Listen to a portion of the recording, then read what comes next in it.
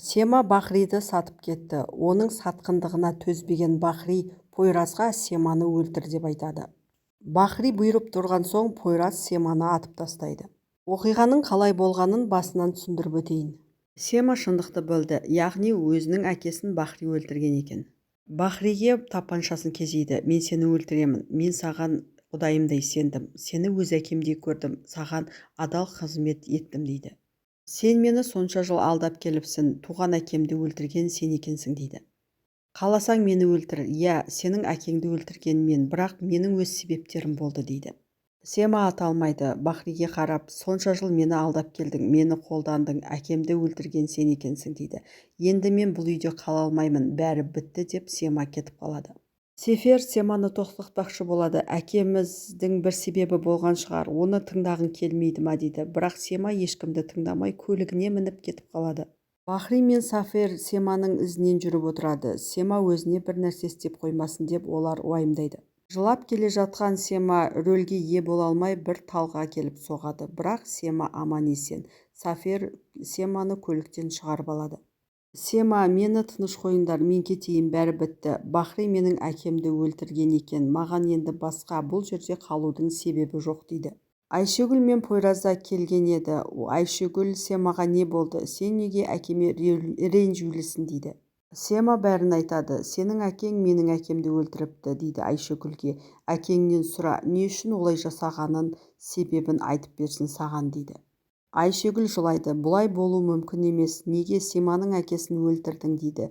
Үйге келген соң әкесіне себебін айтуын өтінеді. Бірақ Бахри еш нәрсе айтпайды. Айшегүл Семаның үйіне барып, есікті аш, сенімен сөйлесейін деп қанша жалынғанымен Сема есікті ашпайды.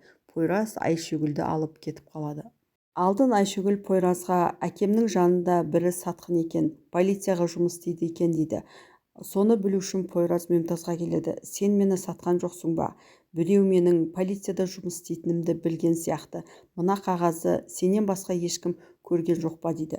Мемтаз Пойразға мен сені сатпаймын, сенің полицияда істейтініңді ешкім білмейді дейді.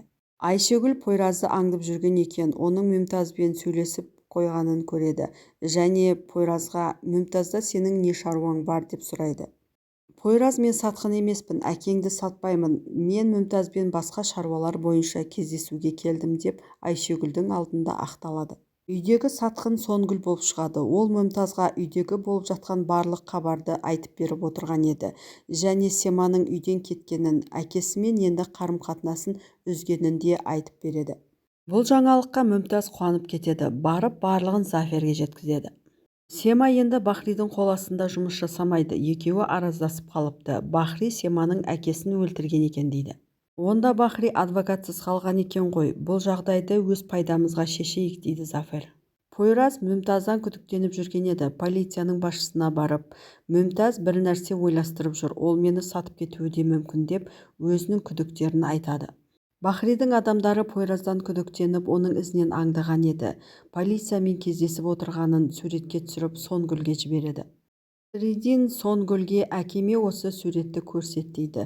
Бахри Пойраздың полиция бастығымен кездесіп отырғанын көріп, Пойразды сатқын деп ойлайды.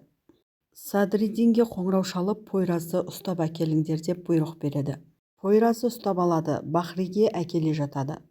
Зафер адамдарымен Семаның үйіне келеді. Сол уақытта Айшегүл де Семамен кездесуге келе жатқан еді. Ол Зафер мен Семаның сөйлесіп тұрғанын көріп қояды. Сенімен сөйлесуім керек, басқа бір жерге барайық деп Семаны көліктеріне мінгізіп алып кетеді. Пойразды ұстап Бахриға әкеледі. Пойраз, сатқын мен емеспін, сендерге шын сөзімді айтамын дегенге ешкім сенбейді. Оның аяқ-қолын байлап қояды. Арамыздағы сатқын сен екенсің, мен туралы ақпаратты кімге беріп жүрсің деп Пойразға айт, әйтпесе басыңды аралап тастаймыз деп қорқытады. Пойраз, сатқын мен емеспін, бәрін тоқтатыңдар деп қанша жалынғаныммен оған ешкім сенбейді. Сол уақытта Айшегүл Пойразға хабарласады. Телефонды Садриддин көтереді. Айшегүл, Сема мен Зафердің кездесіп тұрғандарын көрдім дейді. Онда нағыз сатқын Сема болды екен ғой деп Пойразды жібереді. Зафер Семаға кел екеуміз бірігейік, менің жауымның жауы менің досым деп оған ұсыныс тастайды. Бірақ Сема Заферге сен қателестің, мен Бахриді ешқашан сатпаймын деп ол жерден кетіп қалады. Бахри адамдарымен Семаның үйіне келеді. Зафермен кездесіпсің, маған қатысты сенде қандай дәлелдер бар, ноутбукты өзіме қайтар, енді екеумізді ешнәрсе байланыстырмайды дейді. Сема Бахриға мен сені ешқашан сатпаймын, қазір барлық қолымдағы айғақты әкеп беремін деп оған ноутбугі мен барлық құжаттарды тапсырады. Сен менің әкемді өлтірсең де мен сені сатпаймын, мен ондай адам емеспін, менен қорықпа дейді. Сонгүл Мұмтазға хабарласып, Семаның қолындағы барлық айғақтарды үйге әкелді деген кезде Мұмтаз онда флешкаға Бахриге қатысты айғақты жазып маған әкеліп бер дейді. Садриддин Мұмтазды ұрлап алып кетеді. Біздің арамыздағы сатқын кім, сен соны білесің, тез айт, әйтпесе өлтіремін дейді. Қорқақ Садриддин бұл Сема болатын деп өтірік айтады. Пойрас Садриддин мен Мұмтаздың қайда екенін біліп алады. Садриддиннің басынан ұрып, есінен тандырып, Мұмтазды алып кетеді. Сема да сол жерге келе жатқан еді. Ол есінен танған Садриддинді тауып алады. Пойрас мен туралы ешкімге айтқан жоқсың ба дейді. Мұмтаз болса уайымдама, сатқын Сема деп айттым, сен туралы тіс жарған жоқпын дейді. Сонгүл ешкім жоқта ноутбуктағы барлық Бахриге қатысты айғақтарды флешкаға жазып алады. Мұмтазға келіп, Садриддинге ешнәрсе болмайды деп айт, және оған қатысты қолыңда қандай айғақ бар маған бер, сонда ғана флешканы беремін дейді.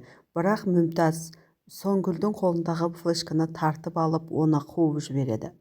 Мұмтаз Заферге хабарласып, Бахриге қатысты барлық айғақтар қолымда, қазір бұны полицияның бастығына тапсырамын, енді Бахриді қамайды дейді. Флешканы әкеліп полицияның бастығына ұсынады. Мұмтаз полицияның ішінде Бахридің адамы бар екенін білетін еді, және оған Бахриге хабарлас, сіздер туралы айғақты Сема әкеп берді, және Семаның шотына пәленбай мың ақша аударды деп айт дейді. Яғни Семаны подставлять ет дейді. Сема да өз бетімен тергеу жүргізіп, полицияда істейтін Пойрас екенін біліп алады. Бахриге Семаның шотында 5 миллион доллар ақша бар деп қағаздар әкеп береді, және Бахри мені сатқан Сема деп түсінеді. Сема еш нәрседен хабары жоқ еді. Ол барлығына хабарласып, мен сатқынды таптым, Бахридің үйінде кездесейік дейді, және сатқын Пойрас деген кезде оған ешкім сенбейді. Біз нағыз сатқынды таптық, сенің шотыңа Заферден 5 миллион доллар ақша түсіпті, сен бізді сатып кетіпсің дейді Бахри Семаға. Бұл маған тағылған жала, мен сені сатқан жоқпын деген сөзіне ешкім сенбейді. Мені сатқан адамды тірі қоймаймын деп Бахри адамдарына Семаны өлтіріңдер дейді, бірақ ешкім өлтірмейміз дейді. Онда Семаны сен өлтіресің деп Пойрасқа қаруын ұсынады. Барлығы Семаны қалайша әкем өлтіруге бұйрық берді деп таңғалып тұр. Пойрас Семаны өлтіру үшін орманға қарай алып кетеді. Менің амалым жоқ, Бахри әкей солай бұйрық берді, енді өзің білесің, бұйрыққа бағынуың керек деп Пойрас Семаны атып тастайды.